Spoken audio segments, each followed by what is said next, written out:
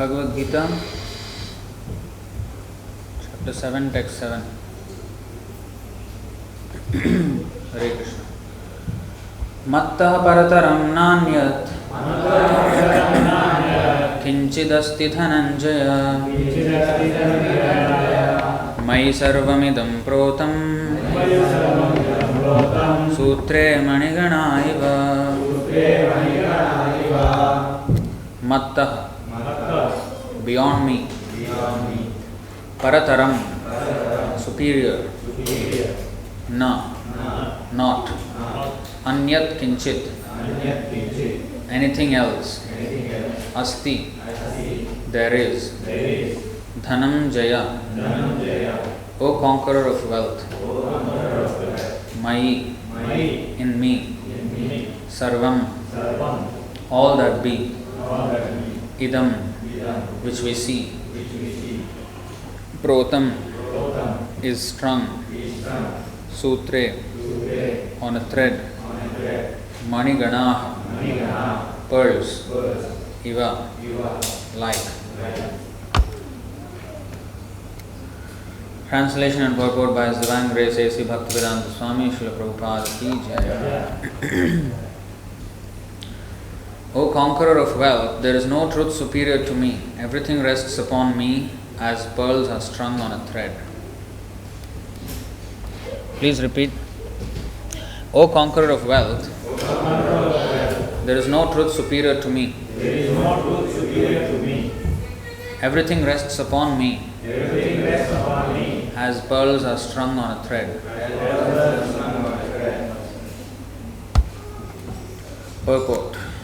There is a common controversy over whether the Supreme Absolute Truth is personal or impersonal. As far as Bhagavad Gita is concerned, the Absolute Truth is the personality of Godhead, Sri Krishna, and this is confirmed in every step. In this verse in particular, it is stressed that the Absolute Truth is a person. That the personality of Godhead is the Supreme Absolute Truth is also the affirmation of the Brahma Samhita. Ishvarah Paramah Krishna Satchidananda Vigraha. That is the Supreme Absolute Truth, personality of Godhead is Lord Krishna, who is the primeval Lord, the reservoir of all pleasure, Govinda, and the eternal form of complete bliss and knowledge. These authorities leave no doubt that the Absolute Truth is the Supreme Person, the cause of all causes. The impersonalist, however, argues on the strength of the Vedic version given in the Shvetashvatara Upanishad, chapter 3, text 10. Tato yad uttarataram tad arupam anamayam ya etad vidur amritas te bhavanti athetare dukkham evapiyanti. In the material world, Brahma, the primeval living entity within the universe, is understood to be the supreme amongst the demigods, human beings, and lower animals. But beyond Brahma, there is the Transcendence, who has no material form and is free from all material contaminations. Anyone who can know him also becomes transcendental, but those who do not know him suffer the miseries of the material world. The impersonalist puts more stress on the word arupam, but this arupam is not impersonal. It indicates the transcendental form of eternity, bliss and knowledge as described in the Brahma Samhita, quoted above. Other verses in the Shvetashvatara Upanishad 3.8 and 9 substantiate this as follows. Vedahametam purusham mahantam adityavarnam tamasah parastat tameva viditvati mrityumeti nanyah pantha vidyate yanaya yasmat param na paramasti kinchid yasman nani yono jyayosti kinchid vriksha iva stabdho divitishtatyekas tenedam purnam purushena sarvam. I know that Supreme Personality of Godhead, who is transcendental to all material conceptions of darkness. Only he who knows him can transcend the bonds of birth and death. There is no way for liberation other than this knowledge of that Supreme Person. There is no truth superior to that Supreme Person because He is the supermost. He is smaller than the smallest and He is greater than the greatest. He is situated as a silent tree and He illumines the transcendental sky. And as a tree spreads its roots, He spreads His extensive energies.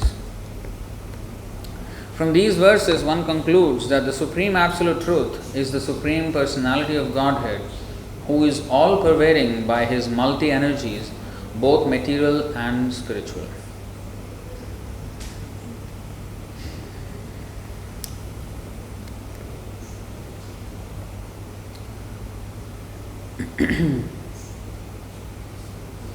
So very nice references are given in the purport here. So this verse is saying, Krishna is, very boldly declaring, Mattah parataram nanyat. There is no truth superior to me. Just today or yesterday, I was seeing this one of the gurus in India, so-called gurus. He is saying that because we have a human form, we conceive of God as having human form also. We have created, basically, according to our form, we have created somebody as that same form and saying this is God now. One of the gurus is saying. So he is saying it doesn't depend on which form. But it is actually the other way around. People think that because we are human, we imagine the God to also have like a human-like form, Krishna. But it is the other way around. The human being, the body of the human being is fashioned after the body of God. It is Krishna's creation, and actually there are two verses, I think. The life of a human being is very meaningful, because in this life we can actually solve the problems of birth and death. Whereas in every other species there are Ashitim Chaturashcheva Laksham Stan Jivajatishu. There are 8.4 million species of life. And among these 8.4, 8 million of them are subhuman. That means the animals, the trees, the insects, reptiles and all these things. 8 million. And only 400,000 are human species.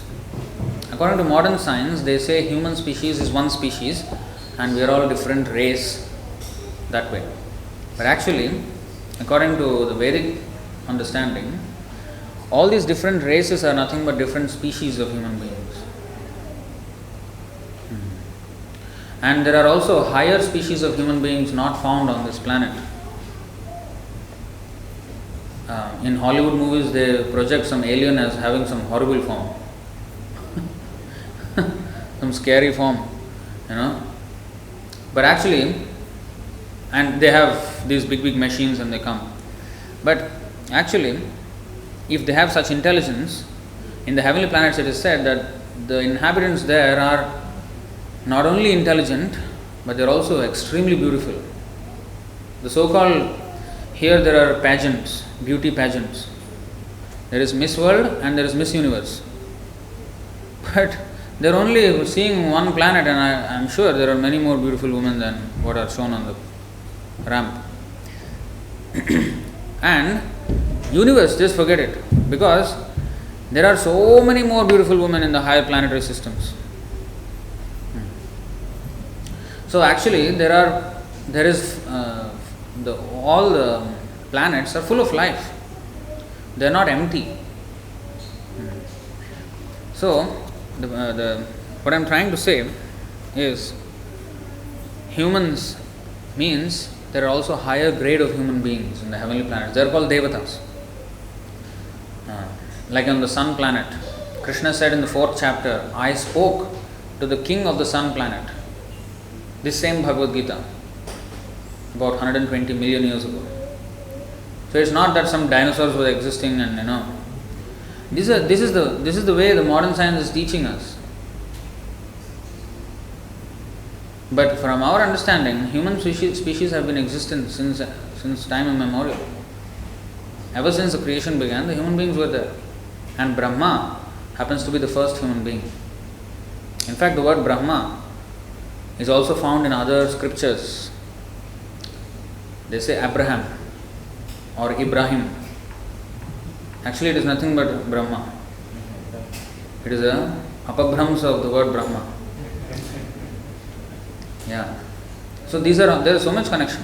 Even the word Christ, Christos, Christopher, and that Greek word Christopher comes from the Sanskrit word Kṛṣṇa. Kṛṣṇa means attraction, and Krishna means the all attractive. So there is so much. Actually, the whole world was under the Vedic culture before, and even today, the demigods on the higher planets, they refer to this planet as Bharatvarsha. This whole planet. Although the only India is now known as Bharat. Even like 80 years, 90 years ago, Pakistan, Bharat was including Pakistan, including Bangladesh, including Burma even, but Sri Lanka. So they separated. Even in our near history, it is already becoming small. And now part of Kashmir is already taken away. This side, and another small part is taken away, now contested on the other side. It is said that in the Srimad Bhagavatam that by the end of Kali Yuga, Bharatvarsha will be only the land that is surrounding the Ganga river. That's it. Everything else will separate. It will become separate countries. So this prediction is already given. So anyway, there are beings everywhere. So human species are very auspicious. Not auspicious. It's still temporary. Human life is temporary, animal life is also temporary. So what is so auspicious about human life? The auspiciousness is that we can use this life to get out of the cycle of birth and death. The other subhuman species do not have this chance. They have no intelligence to inquire, who is God, who am I, why am I here, all these things. They cannot inquire. A dog, you cannot put the dog here and ask him to understand Bhagavad Gita. So he will only bark, he will only bite. This is what he will do. So they don't have the intelligence, or their intelligence is so covered by the mode of ignorance that they have absolutely zero chance. Not exactly zero, there is a very slight chance. Because if a devotee throws some prasadam to the dog and the dog eats, he will improve. He will advance. There is a very good chance he will get human life next life. Not only that, now we offer flowers, you see, to Krishna as garlands. So the plants which produce these flowers, when the devotee plucks them and offers, then also they will elevate tremendously in the cycle of evolution. When we say evolution, it's not the Darwin's theory of evolution. We're talking about the soul transmigrating from one body to another body to another body to the next, to the next, to the next, until it comes to human form. Then it's a crossroads, whether we can go up or down.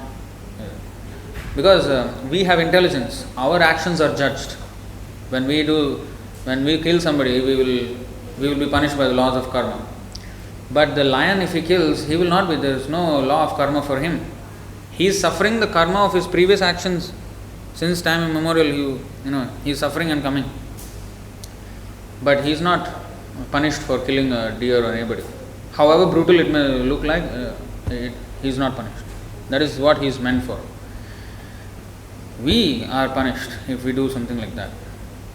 So our human life is meant to inquire about higher aim of life. What is the aim of life? Why are we born? Why do we die? What happens after death? What happened before birth? Who is the creator? So these things should be understood. So Krishna, he created 8.4 million species, but he was only satisfied when he created human species. I think, what is it? 11,722? 11,922. 28. There is something in the 7th chapter also, no? Similarly.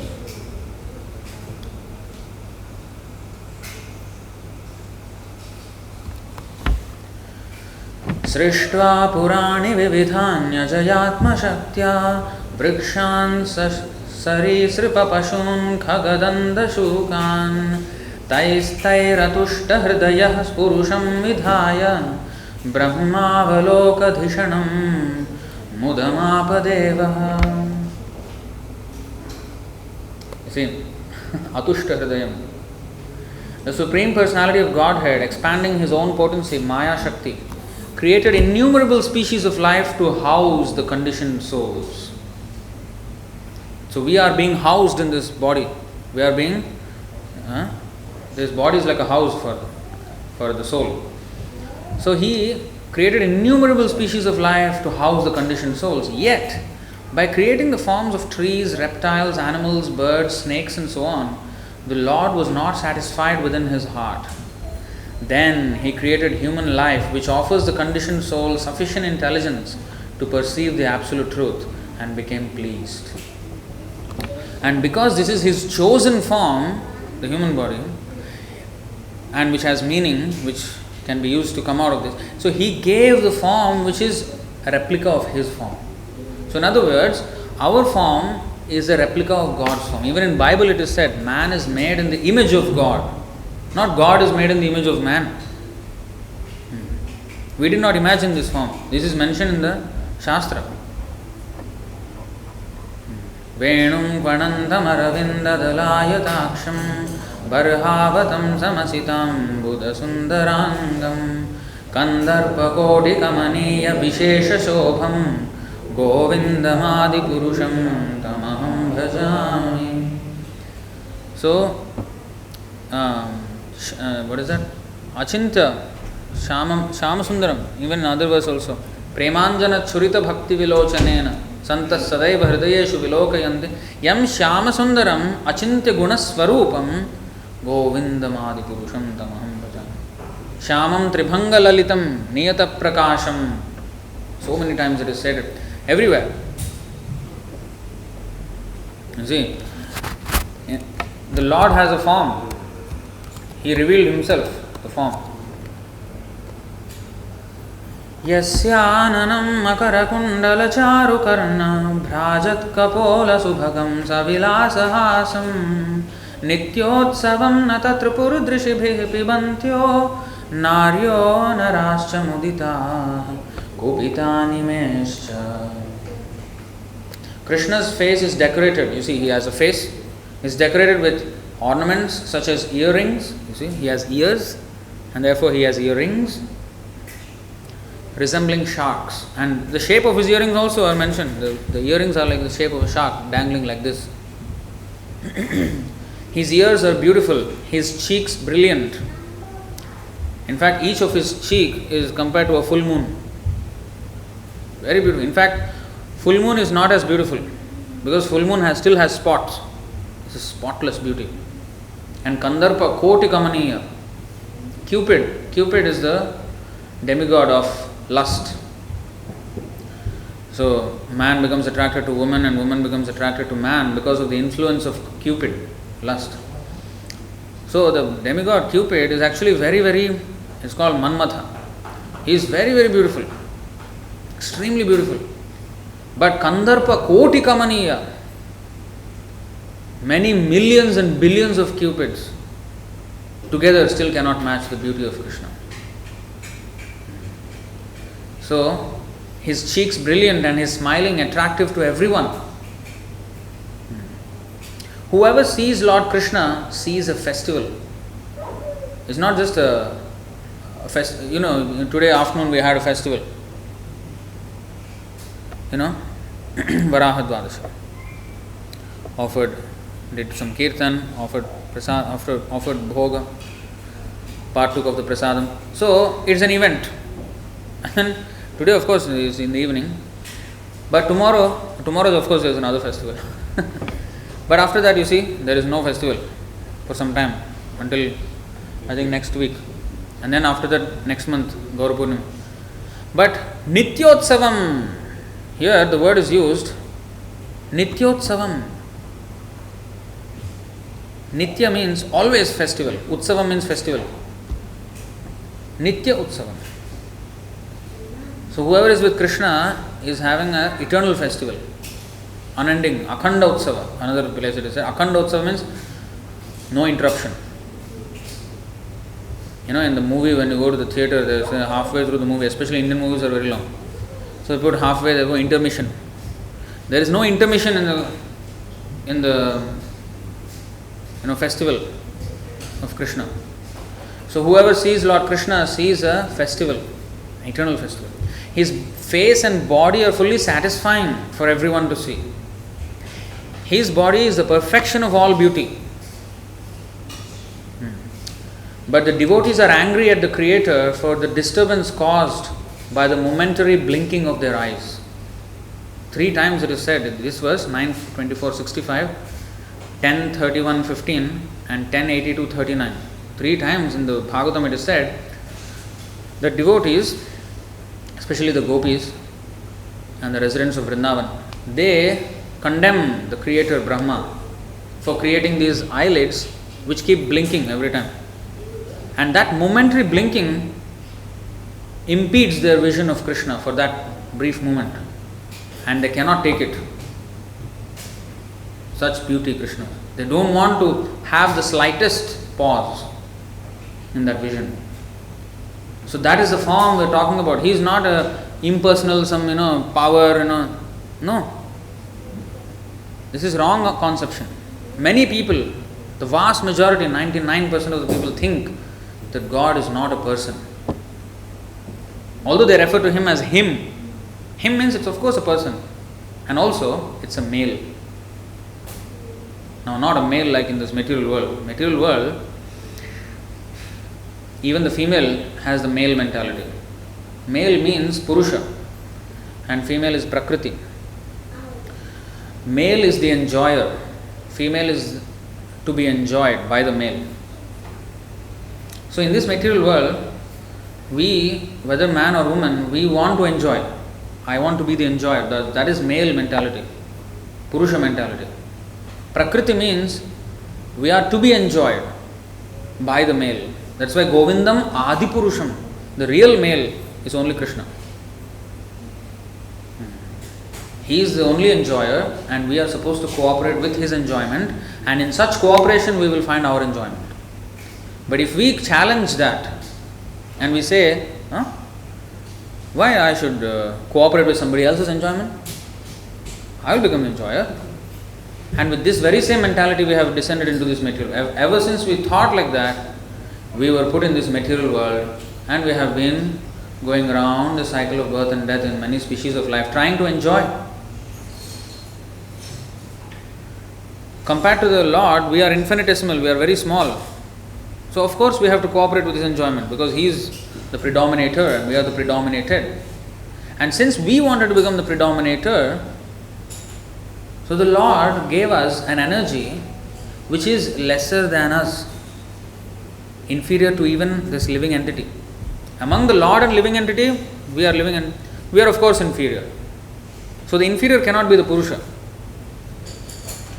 He cannot be the enjoyer. He has to cooperate with the superior's enjoyment. Like the servant, he cannot dictate to the boss what he no. He has to just follow the orders of the boss, right? So the inferior will always have to serve the superior. So since we are inferior compared to the Lord, those who understand that actually, yes, I am only Krishna's servant and nothing else, they will be in the spiritual world, they will be serving the Lord. But those who challenge it, saying that no, I want to become the superior, then we are given an energy which is inferior to even the living entity, and that is this material world. And we try to become the enjoyer here. This is how we have ended up in the material world. This is the reason why. So the whole point is how to come back to our eternal servitude to Krishna. So the gopis, they are so attracted to Krishna that they do not want even the slightest blinking of the eyelids. Govindam Adipurusham Tamaham Bhajami. So he is the eternal enjoyer and they want to serve him, and in that service we will have our enjoyment. The example is given of the finger. The finger is a part and parcel of this body. Its duty, or the hand, its duty is to hold the food and put in the stomach. And if there is no food, work again with the hands and legs, all parts, and brain is also working where to find work, and even in the work we have to put brain to do the work also. So all the parts of the body are working to get some money so that we can get some food, so that we can put into the stomach. Ultimately, we are feeding our stomach or our stomachs of our family members. So, this finger is a part and parcel of the body. But, so the finger will get nourished only if it supplies the food to the stomach. But if the finger starts thinking, why I should, stomach is doing nothing, just sitting in one place, we are all working, all these parts, hands, legs, everybody is, they are all working and the stomach is just sitting and doing nothing. Let us teach this lesson to the stomach. Let's boycott, like now there's some freedom convoy going on, Canada. So, curfew, okay, boycott. Let us not do anything. Let this stomach understand. Let the stomach wake up and get up and start working. So, what happened? After 2-3 days, the finger became weak, the leg became weak, brain became weak. Then they realized, this is an allegorical story in the Hitopadesh book, that they realized, then they had a meeting, actually our thing is not working, we are ourselves suffering. Let us put the food back into the stomach and let us see what will happen. They put the food back in the stomach, they all became nourished again. So we will get nourished, we will become happy if we cooperate with the source of our energy, Krishna. Just like stomach is the source of energy for all the entire body. So Krishna is this root. Just like when you water the root, the entire tree, however big it is, he will get nutrients. The farthest branches, leaves, buds, everything will get nourished just by watering the root. But if you want to water every single part of the tree, it's a very imperfect way of doing it. So similarly, the best welfare activity is to just serve the Lord. And with His pleasure, everybody will be happy. All these stopgap measures of this welfare activity, that welfare activity, this thing, that thing, this project, that project, this is just patchwork, nothing. It will only create more and more problems. It will never come to a solution. The simplest solution is to water the root. So, we have to come to that point of serving Krishna. So, He is the Mattah Parataram Nanyat. There is nobody equal to or superior to me, Krishna said. Nobody. Not even such great devatas as Brahma and Shiva as well. They are also inferior to Krishna. Although they are exalted, they are the greatest of demigods. Even they are only servants of Krishna. What to speak? Even Lord Balarama, who is the very same Krishna, only difference between Lord Balarama and Krishna is that their color. That's the only difference. Exactly the same opulences, everything, beauty, fame, knowledge, renunciation, everything the same, only color different. Krishna is Meghashyam, the dark blue, which is not found in this world. So it's usually sometimes said as black, sometimes said as blue. The nearest color is the rain, the heavy monsoon cloud. That is Krishna's color. And Balaram is white. It's the only difference. And there is one more difference, which is the mood. Krishna is the Supreme Personality of Godhead. Balaram is also Supreme Personality of Godhead. But Krishna accepts the service and Balaram offers the service to Krishna. He, in fact, in the form of Anantasesh, he becomes his bed, his slippers, his pillow, everything. So, what to speak, even Balaram, although Supreme Personality of Godhead, is still acting as servant of Krishna. What to speak of Shiva, Brahma, Durga, everybody else. The greatest of demigods are still servants of Krishna, Mattah Parataram Nanyat. Even Mahavishnu is also Kala Vishesha only. Mahavishnu, from whose pores universes are generated, even he is only a Kala Vishesha. Kala means Amsha. Amsha means plenary expansion. Plenary means having the same power. So Krishna expands himself into multi forms. And from that Amsha, when another form is generated from the Amsha, that is Kala. So from Krishna expands Balaram. From Balaram, there are the Chaturvyuha expansions of Vasudeva, Sankarshan, Pradyumna, Aniruddha. This is very technical. Four-handed forms. Vasudeva, Sankarshan, Pradyumna, Aniruddha.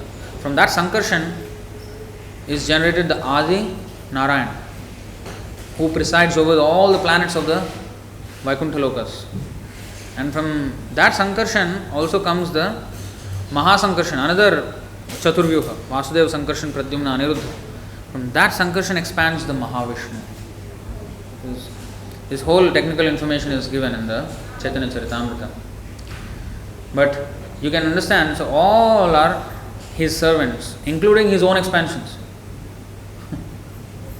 What to speak of Shiva, Brahma and everybody else who are lesser.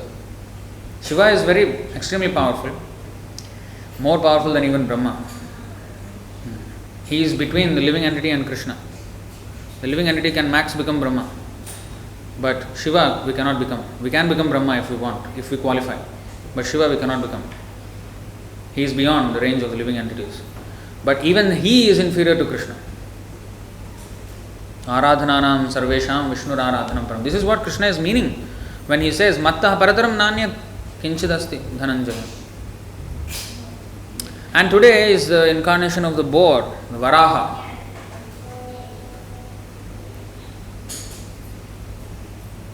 The Lord incarnated as a boar. And boar is not a very high grade animal, in the species of life. If you actually analyze, the boar actually eats stool, garbage. He will dig the ground and dig something and eat. That is wild boar. The pig who is, the domestic pig, here there are no domestic pigs. Everything is imported. But in India, you will find pigs on the street. And they like to roll in garbage, murky waters, any mud is there, garbage. They thrive. They thrive there. It is a festival for them. Big feast. They will have stool, garbage, rubbish. So that is pig. It is not even among animals also, the lion is like a regal animal. At least, there is some, what is it called? Majesty to the lion. A pig, not even beautiful, not even, rolling about in mud. But you see, the Lord became a boar. Why he chose this kind of body? No, he did not choose this body of a boar. His body, even if he takes as a boar, he is transcendental. It is said in the third canto that he took the body in the mode of pure goodness, although he was a boar. Whereas in the ordinary boar is the mode of ignorance. It's like, pure ignorance. He is pure goodness.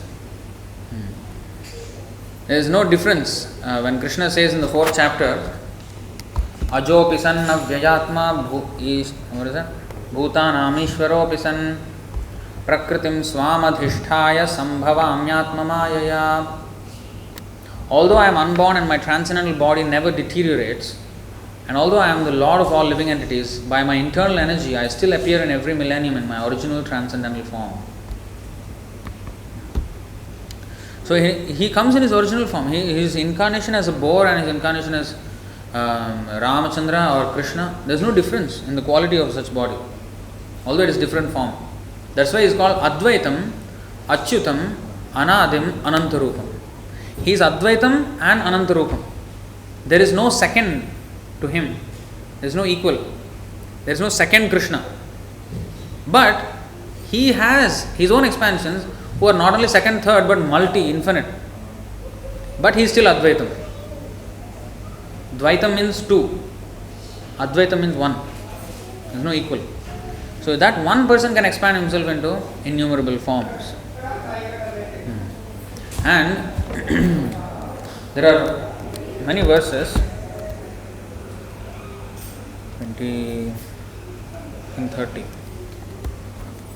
First let's go to this verse. 1.8.30 of Srimad Bhagavatam. Kunti Devi is saying, Janma karma cha vishvatman ajasyakarturatmanah tiryan rishishu yadahasu tadatyanta vidambanam. Of course, it is bewildering, O soul of the universe, that you work though you are inactive, and that you take birth though you are the vital force and the unborn. He is the source of everything, but still he takes birth. You yourself descend amongst animals, men, sages and aquatics. Matsya avatar, as a fish. But when he comes in these forms, he does things which ordinary fish or boar or lion, they cannot do. Please stop making sound, noise.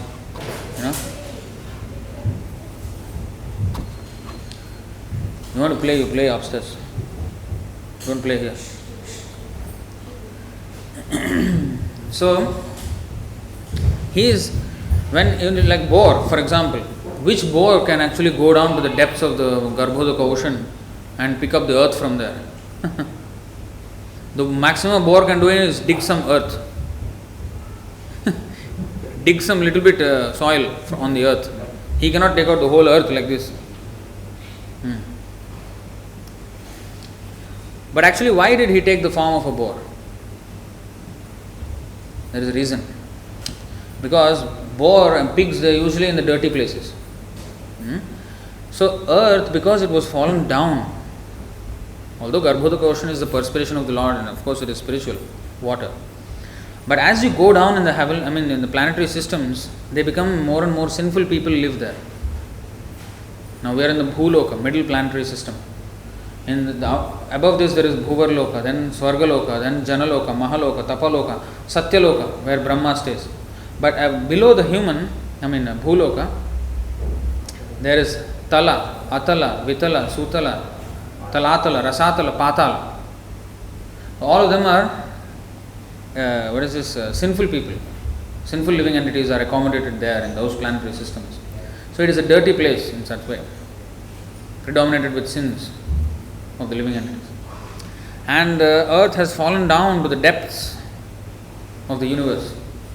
So universe,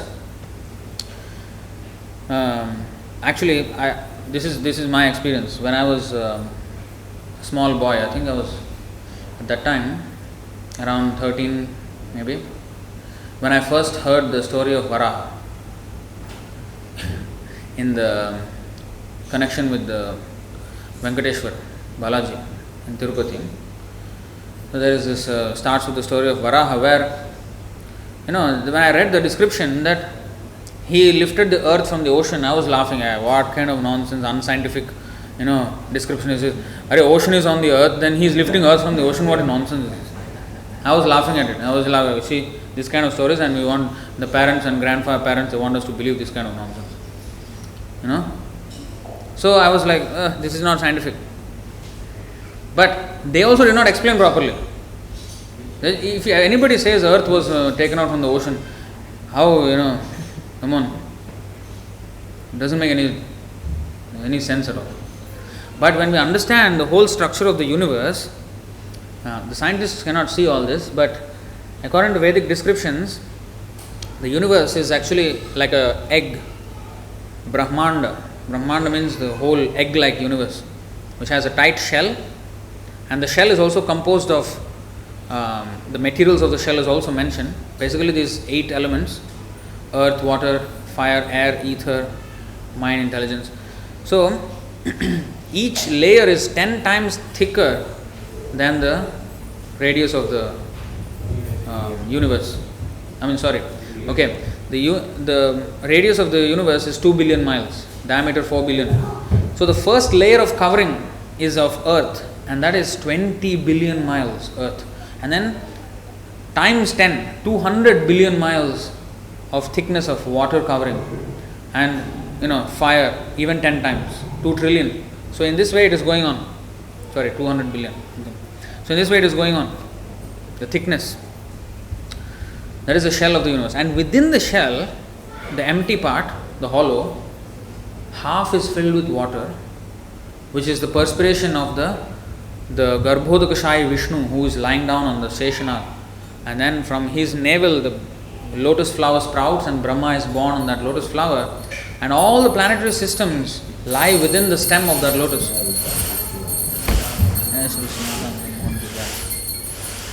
And all the planetary systems, the space that we see is within the stem of that lotus. We can't even imagine. It's so small. Whatever we are seeing in a space is the stem of that, within the stem of that lotus. And in that all these planets are situated. And right on the top, and the top of the lotus is Lord Brahma, situated on the lotus. So now, when he went to this, when the earth was fallen from that orbit and down all the way to the depths of the ocean, Garbhodaka ocean. So it was referring to the Garbhodaka ocean, not the ocean on the earth, which doesn't make any sense to rescue the earth from the ocean. It only makes sense when we understand the Garbhodaka ocean. So only when I came to Prabhupada's description of the Varaha pastimes, then I understood how foolish I was.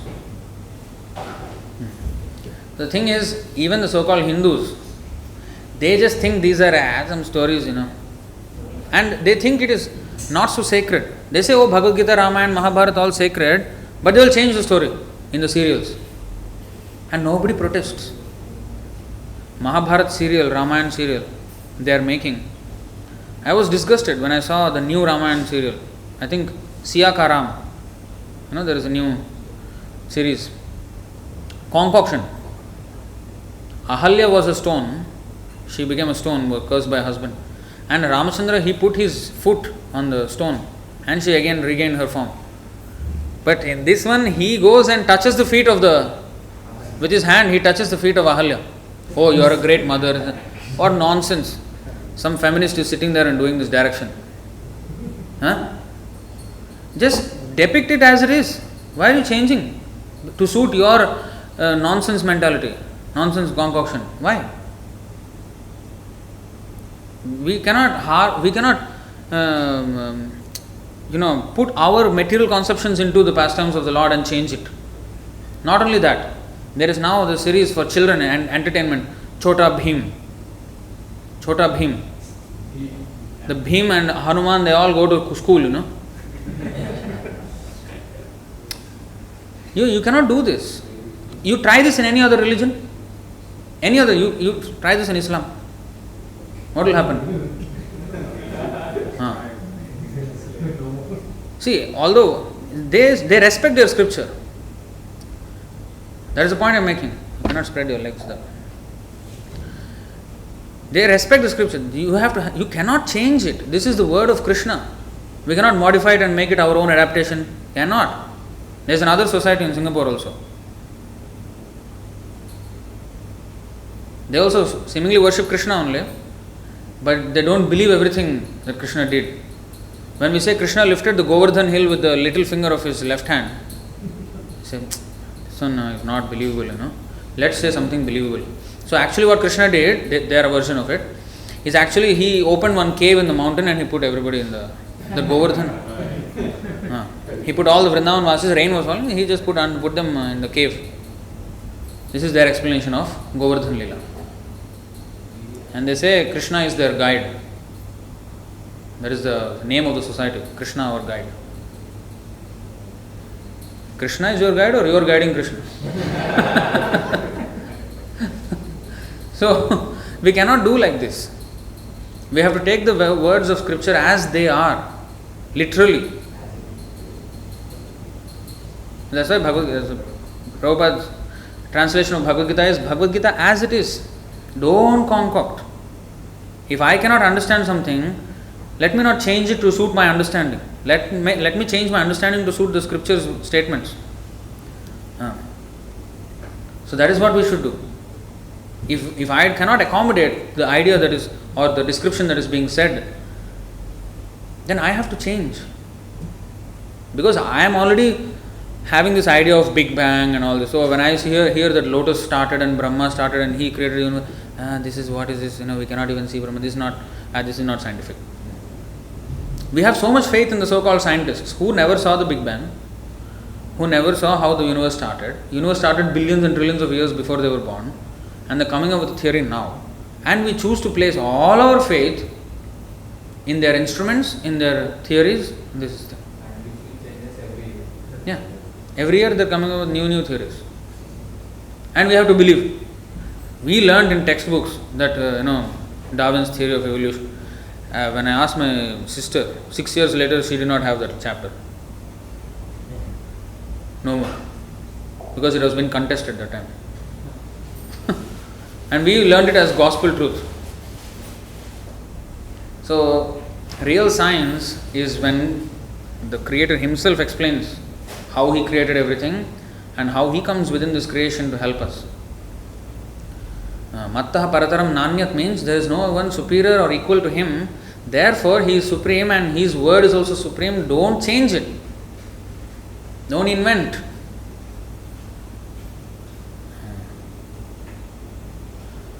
And make it some. And even there's one guru in India talking nonsense, but he's very famous. Sadguru. Everybody knows. He's going Hollywood, Bollywood, everywhere. He said on Ganesh Chaturthi day that Ganesh actually did not have elephant head. Somebody made a mistake while drawing and it came down like that, generations and generations, it is now being followed like that. And nobody even raises a question. They think he is very, very, intellectual, talking absolute rubbish every time he opens his mouth. But because people do not know what is the actual standard of knowledge, they have not read the Bhagavad Gita. If you read Bhagavad Gita, you will see that it is nonsense. It will only sound meaningful to those who have not read Bhagavad Gita. A torchlight may be a great source of light when there is darkness. But when there is a sun, it is foolishness. If sun is if there is sun, bright sun in the afternoon and you open a torchlight. So these people, they try to show the world through their torchlight when the sun is there. And those people only, and when you shine a torchlight, you will still not see it as clear. You can see some part, you cannot see some part, like shadows are there. It's not very clear still. Just near you, maybe a little bit we can know. But sun, when it comes out, you can see the sun, you can see yourself, you can see the world clearly. That's why it is said, this verse in the Bhagavad Gita, 5:16. Jnanena tu tad ajnanam yesham nashitam atmanah tesham adityavajnanam prakashayati tatparam. When, however, one is enlightened with the knowledge by which nescience is destroyed, then his knowledge reveals everything as the sun lights up everything in the daytime.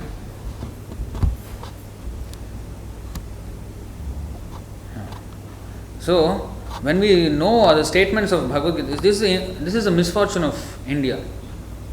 They have in their land the entire secret for all the problems of the world.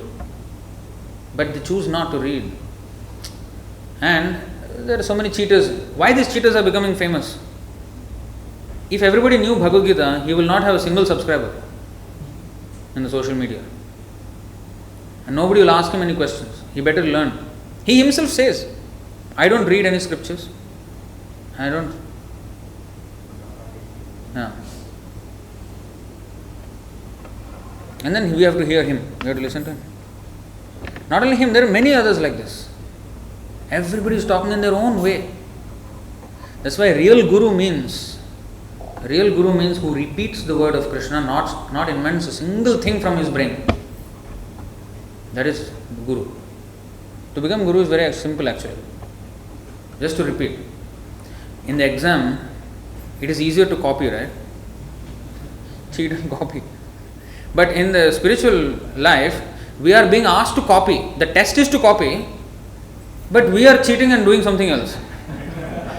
If you copy, you will pass. But we don't want to copy. No, I want to be known as a different philosopher. I will have a different take on it. That's what we want to do. We want to invent. We want to be innovative, creative.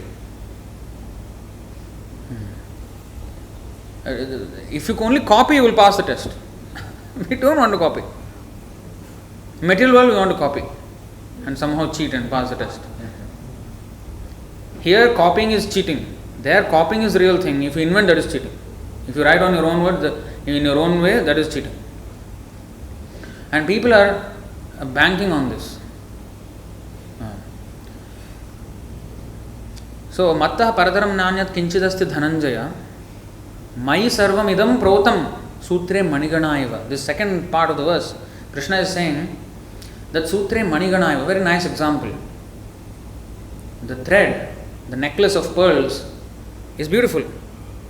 And sometimes with the neck, it's not just one string. You can actually do many combinations. In our Krishna's mukut, there are so many designs. Sometimes, it's like this, double, so many things you can do. But it all looks beautiful because of the thread inside, which gives the shape. If you take out the thread, the pearls will just drop on the floor. Sometimes it happens, right? Then there is thread snaps. Then it's just chaos. There's no. Although each pearl is also beautiful, but it looks much more beautiful as a necklace.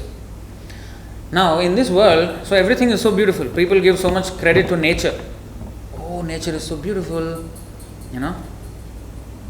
majestic, and they take photos, sunset, sunrise. But just as the necklace, you can't see the thread. You can only see the pearls. You can't see the underlying thread, which is joining everything. But you should know that the necklace only exists because of the thread, although it is not visible immediately. Now, similarly, the Lord is also existing. We may not be able to see Him immediately because of our, just like if I do not know how necklaces are made, I will see and that is beautiful, But if I know how, of course, anybody who has a little sense, like a child may not know how a necklace is made, but if you are an adult, you should know that there is a string behind this. So if we are mature in knowledge, we will know that in the background of everything that is beautiful, and not only beautiful, even ugly, is the Lord. Sutre Maniganaiva. But He is only invisible to the foolish observer like us.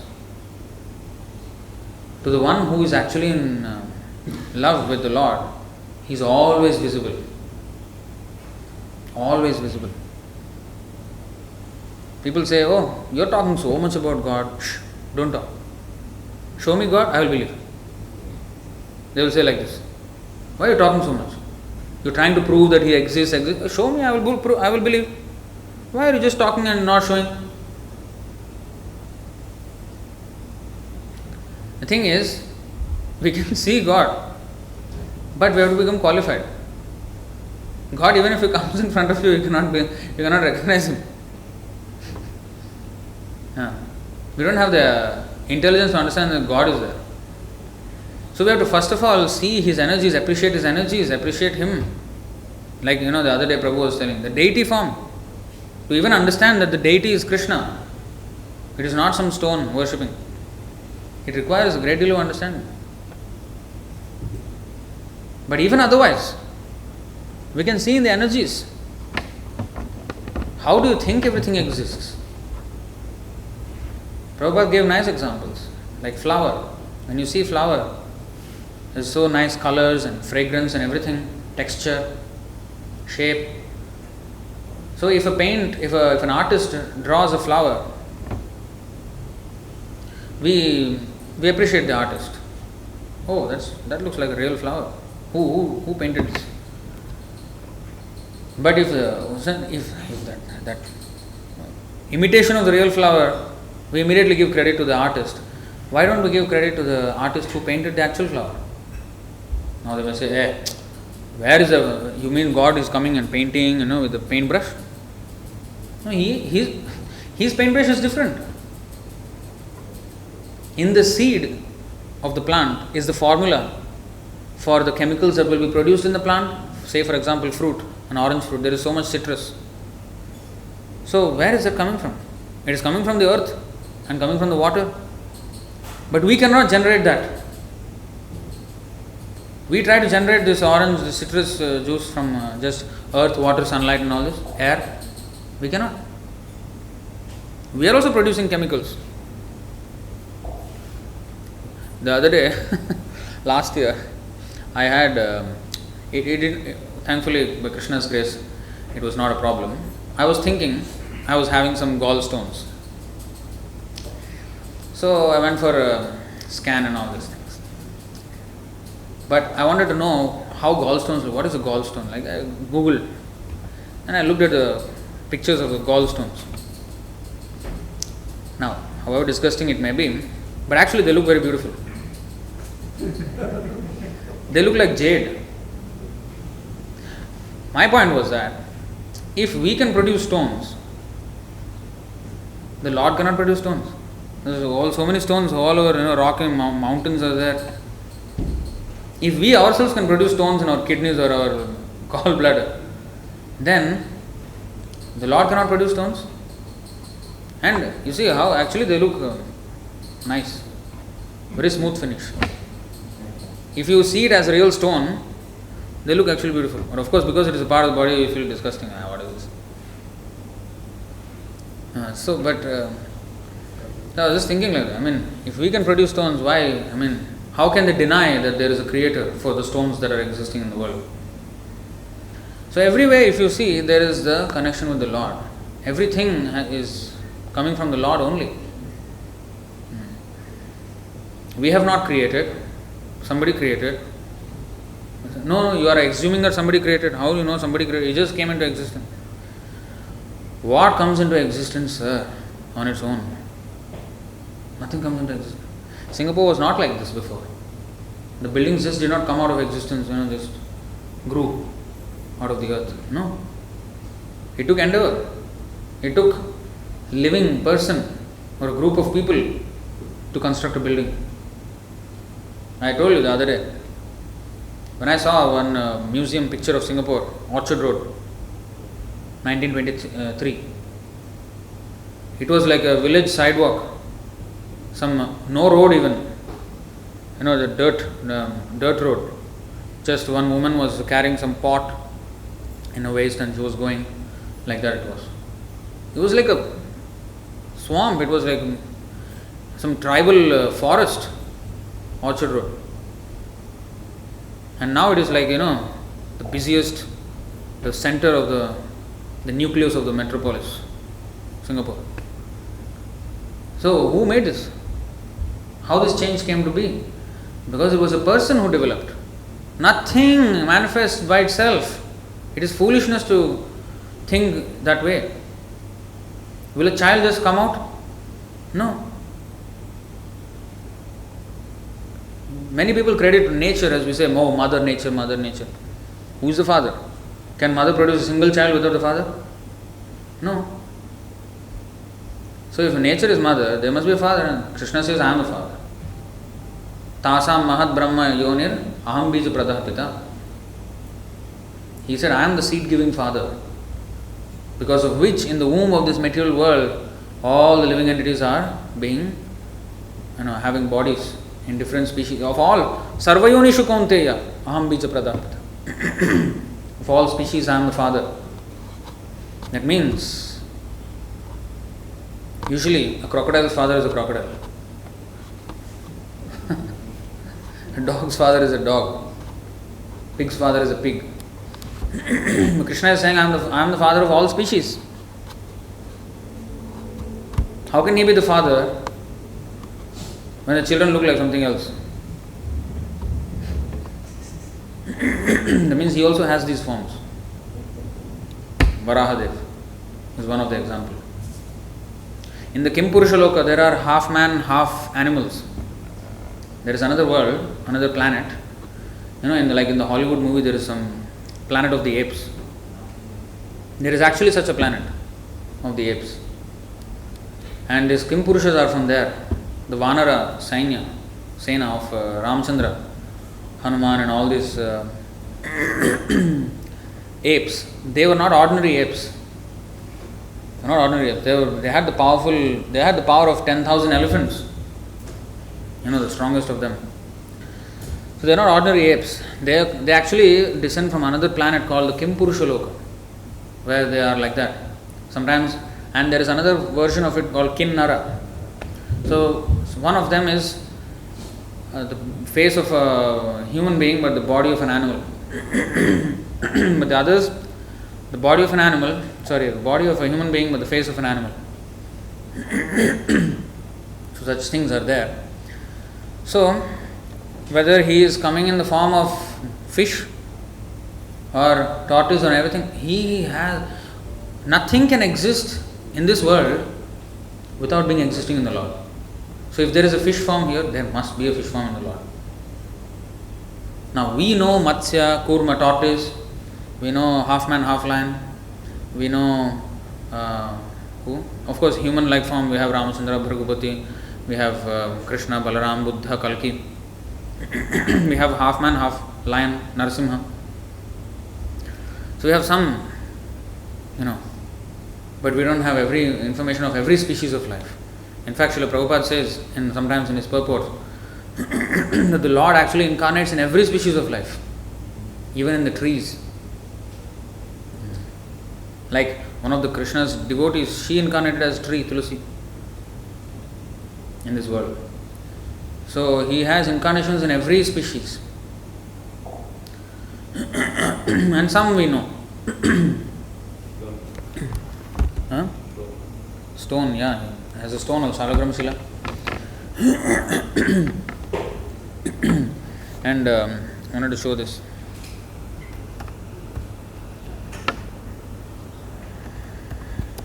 This is spoken by Prahlad Maharaj.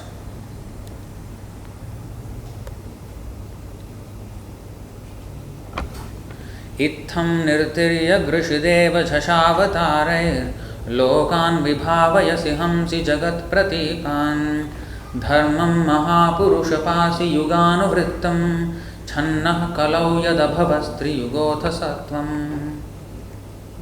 Prahlad Maharaj is offering this prayer to Narasimhadev.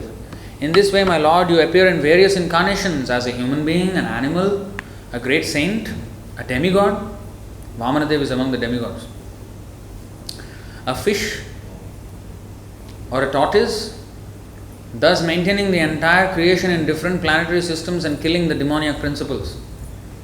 According to the age, O my Lord, you protect the principles of religion. In the age of Kali, however, you do not assert yourself as the Supreme Personality of Godhead, and therefore you are known as Triyuga, or the Lord who appears in 3 yugas. So this is another reference. There's another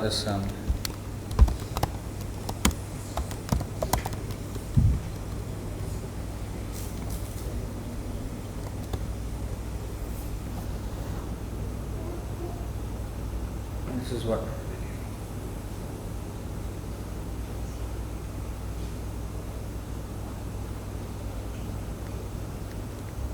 Oh, this.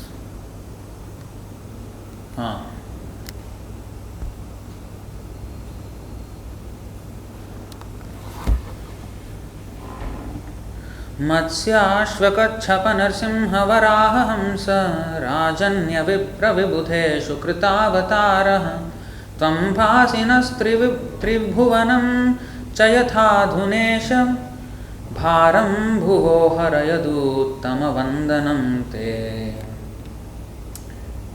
This is the demigods. They are praying to the Lord, who was in the womb of his mother Devaki at that time. He did not even take birth yet, Krishna. At that time, when he was in the womb of his mother, the Devatas came and they were offering prayers to the Lord in the womb. O Supreme Controller, your Lordship previously accepted incarnations as a fish, a horse, another, a tortoise, Narasimhadev, a boar, today's boar, a swan, Hamsavatar. He came and instructed Lord Brahma in form of a swan. Then even Hayagriva, horse-headed incarnation, horse head but human. So Lord Ramachandra, Parshuram, and among the demigods Vamanadev, to protect the entire world by your mercy. Now please protect us again by your mercy by diminishing the disturbances in this world. O Krishna, best of the Yadus, we respectfully offer our obeisances unto you. So, of course, Jayadev Goswami gave the Dashavatar. Dashavatar, 10 incarnations is only some few of them. He has millions of incarnations. Just to name a few, okay, 10 incarnations. But he has incarnations coming like the waves of the ocean. He is coming every single time. Sambhavami yuge yuge, he said. Not that I will come, Sambhavami dasha yuge. 10 yugas I will come and I will bye after that. No, yuge yuge. And there are how many yugas? How many yugas are there? In one day of Brahma, there are 4,000 yugas. 1,000 cycles of the 4 yugas.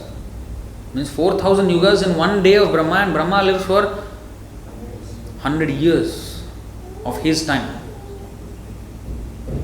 which is about 311 trillion 40 billion earth years. How many yugas that means? 4,000 times 36,000. How much is that? 72, 144. 144 million. This kind of numbers. And every yuga he is coming. And in this yuga, he came as Buddha, he came as Chaitanya Mahaprabhu, and in the end he will come as Kalki also. So you see, he is coming so many times. Unlimited avatars. Manvantara avatars. So 6 types of avatars are there. 6 categories of avatars. There is the Purusha Avatara, which is the Mahavishnu, Garbhodakashaya, Kshirodakashaya Vishnus. And then there is the Guna Avatar, who is the Brahma, Vishnu and Shiva. Then there is Leela Avatar, to perform Leela. Yuga Avatar, in each Yuga he comes. Then there is Shaktavesh Avatar, and another one? Manvantara Avatars. The Manus are also empowered incarnations. Manvantara, Manu means the father of mankind.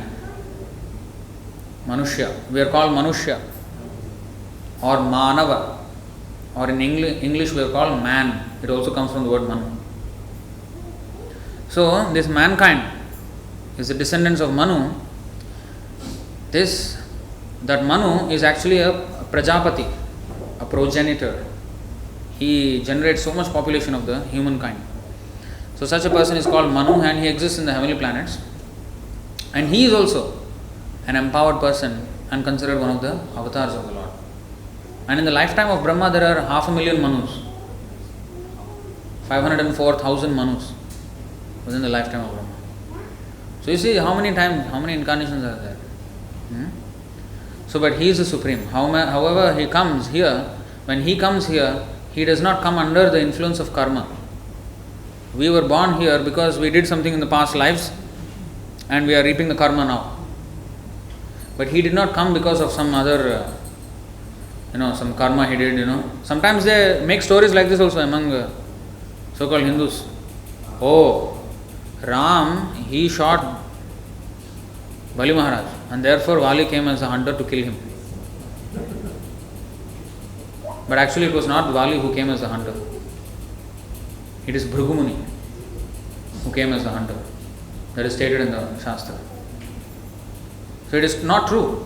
And there is another one where he accepts the curse of Gandhari. How can he accept the curse of Gandhari, they said? It means he is also, he can be cursed. Well, he accepted the beating of Yashoda Maya also. That means he can be beaten up, isn't it? He can be beaten up. You can catch and beat Krishna. But Yashoda Maya can do. Out of love. When he chooses somebody who is his devotees, they can do these things. And he becomes controlled by them. Krishna is independent. But he says, I am not at all independent.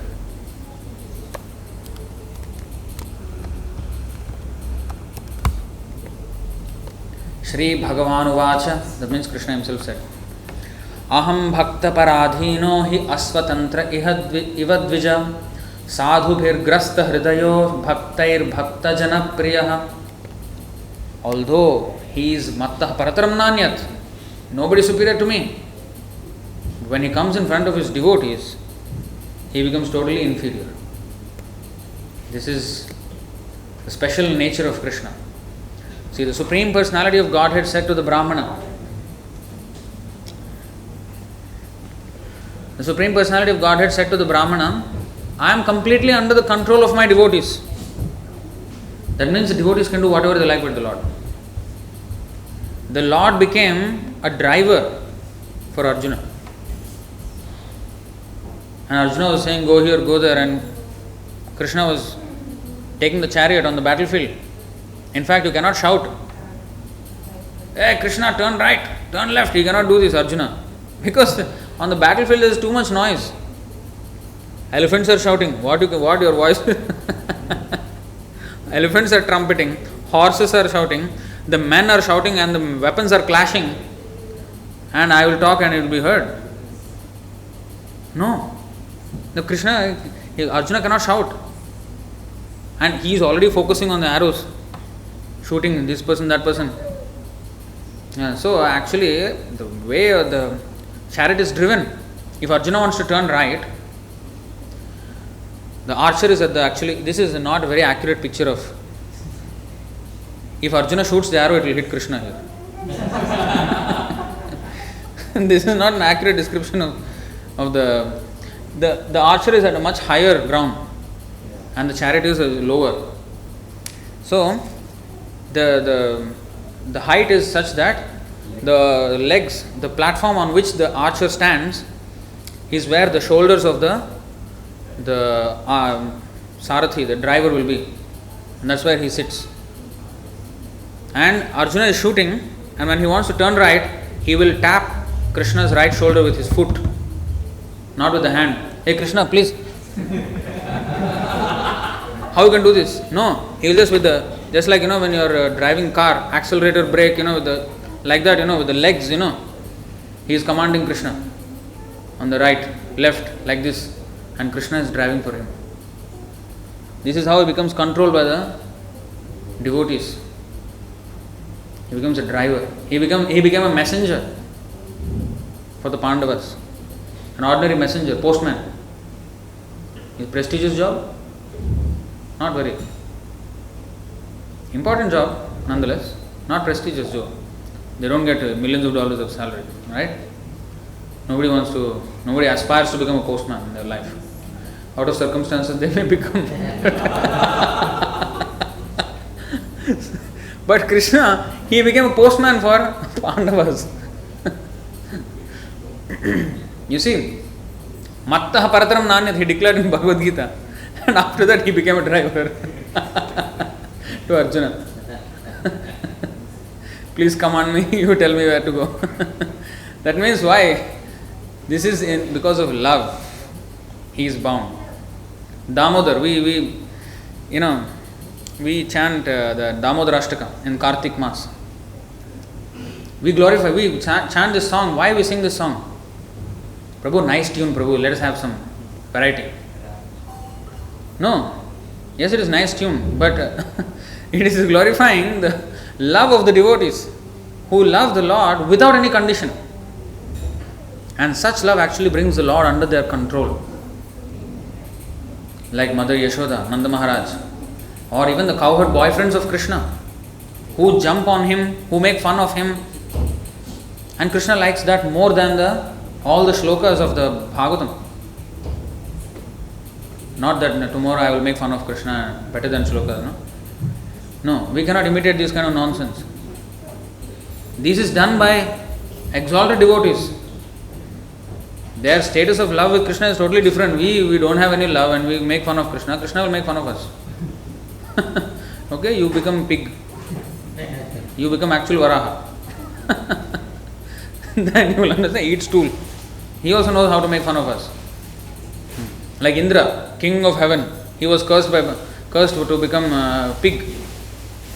And then after the curse was finished, Brahma came to him and said, okay, finish. Your curse is finished, come back. The Indra role is empty there. It will be chaos, you come and rule again. Arey, who are you? What is this? No, you are Indra, you come back. No, I have big family here, pigs. How can I come back? I am a very important person in this family now. I have grandchildren, great-grandchildren, I have to guide them how to eat stool. Why you are coming and disturbing me? I have huge responsibilities. This was Indra. You see how we are laughing at Indra now. If Krishna wants to make fun of us, he can make fun of us. So let us not try artificially trying to, doing this all intimate stuff. No. One has to be on that level. That level of devotion is so much that he voluntarily become controlled by the devotees. And when Brahma, they could not solve the problem when the earth was falling from the orbit, then they prayed to the Lord, and the Lord came as Varahadev. So again answering the devotees' prayers. He only comes Paritranaya sadhunam vinashaya dushkritam dharma samsthapanarthaya sambhavami yuge yuge. So Paritranaya sadhana, he comes primarily to save the devotees, to give encouragement to the devotees. Otherwise he has no real reason. To kill the demons, he doesn't really need to come. He can give one cyclone and then finish all the demons. He doesn't need to come. One tsunami is enough. But he comes primarily to save the devotees, to encourage the devotees. So, let us become devotees of Krishna. He is the Supreme. Let us not challenge his position. Let us become his servants, and we will be happy. The whole problem of the world today is because they don't accept Krishna's supremacy. They are fighting among themselves. I am supreme, I am supreme. Countries are fighting with each other. People are fighting with each other. Races are fighting with each other. Genders are fighting with each other. All this is because of this. Animals are fighting with each other. All this because we have, our original fight started with Krishna. And we have come here. Now we have to stop that. We have to stop being rascals. We have been rascals for long enough. Enough of this qualification. We have to come out of that rascaldom.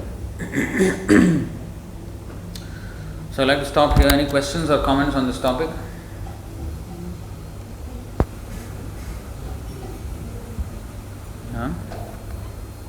There is some quotation.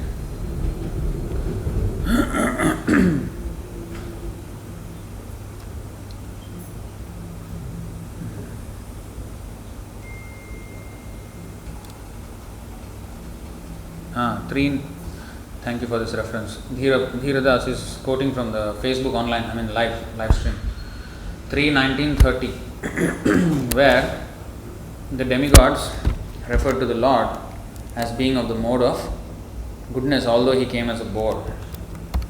So let's take that verse out on the screen as well.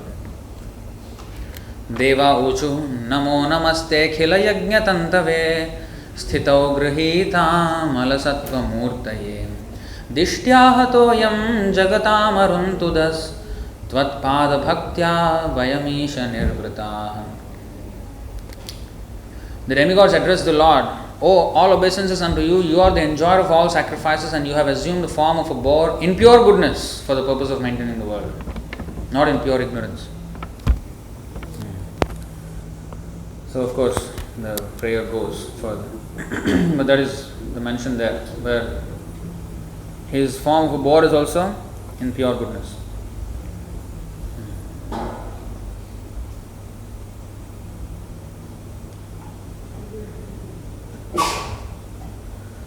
Yeah. So there are other references here in the comment section.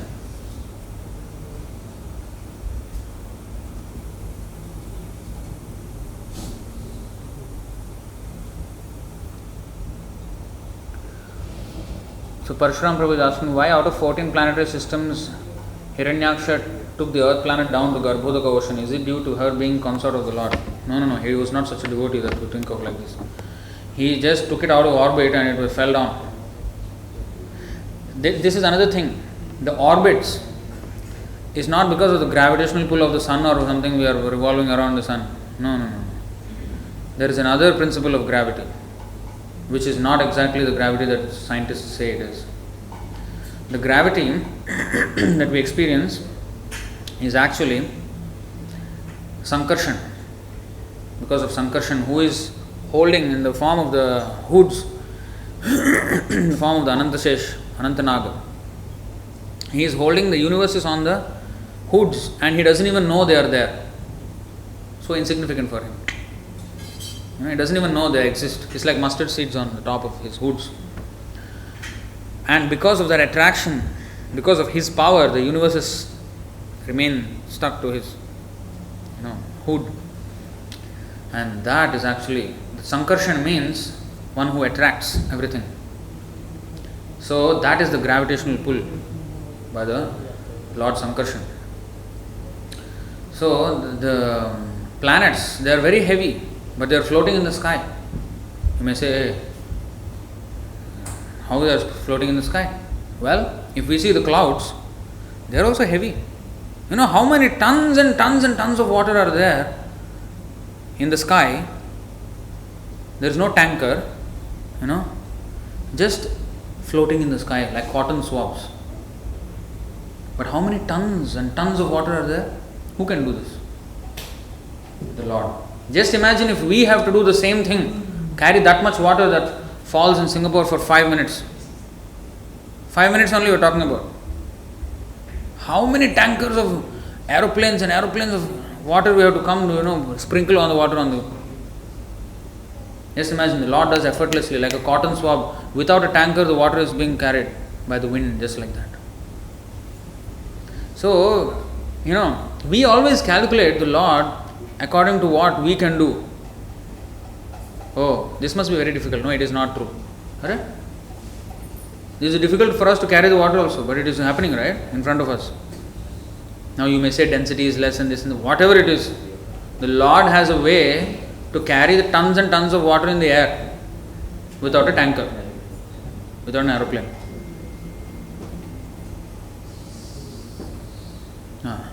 You may say evaporation and all this, but where is the who created the evaporation? Who created these things?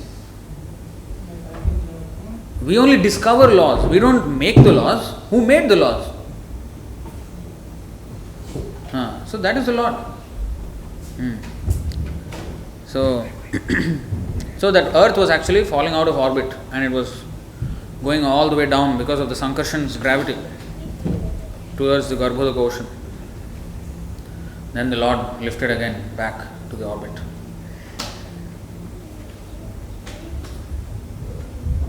You see, this is what that so-called Guru, Sadguru, he said like this. Ganesha is a god with an elephant face. His face is not supposed to be that of an elephant. It is supposed to be to be a Gana. He is called Ganapati, which means a Lord, chief of Ganas. Unfortunately, down the millennia, some artist made a mistake and it became an elephant. This is the rascaldom. He has zero faith in the scriptures. There is a whole incident how he got the elephant face. Whole incident is also mentioned in the Purana. Now they invent their own thing.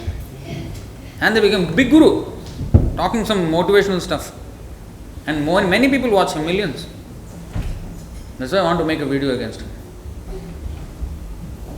Important. Anyway.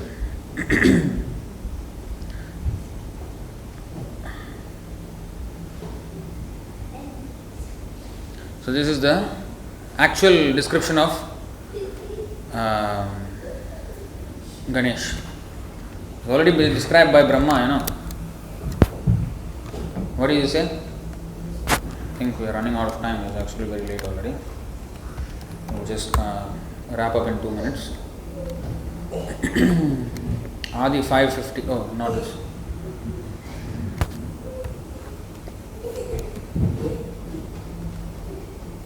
Yeah, not 550 actually. 549, right? 549? 548.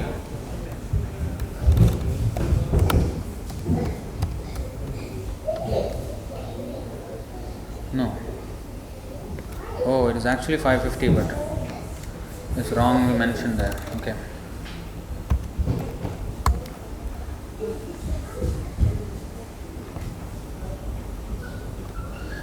यत्पादपल्लवयुगं विनिधाय कुम्भद्वन्द्वे प्रणामसमये सगणाधिराजः विघ्नान् विहन्तुमलमस्य जगत्त्रयस्य गोविन्दमादिपुरुषं तमहं भजामि. I adore the primeval Lord Govinda, whose lotus feet are always held by Ganesh upon the pair of tumuli protruding from his elephant head, in order to obtain power for his function of destroying all the obstacles on the path of progress. of the three worlds. Everybody prays to Ganesh to remove obstacles. But they do not know that actually Ganesh holds the feet of Krishna, Narasimhadev in particular, to get the power to remove those obstacles. So an intelligent devotee, he will go directly to Narasimhadev. That's why we worship Narasimhadev. Because he is the source of power for even Ganesh. So anyway, so that's the one thing. I think last one, there is one more comment. Divya Mataji is asking, what about Lord Sri Venkateshwar Swami as an avatar? As you said, Gautam Buddha, Lord Chaitanya Mahaprabhu and Kalki Bhagavan in this yuga. See, Venkateshwar, he came as a deity. See, deity avatars there are many. Archa Vigraha, Archa avatars, like Sakshi Gopal. In fact, every deity is an avatar. Holy name is an avatar. Namarupe Krishna avatar. Kalikale Namarupe Krishna avatar. He has incarnated in the form of his name, the Hare Krishna Mahamantra. That is also an avatar. There is a book incarnation of Krishna, which is the Bhagavatam.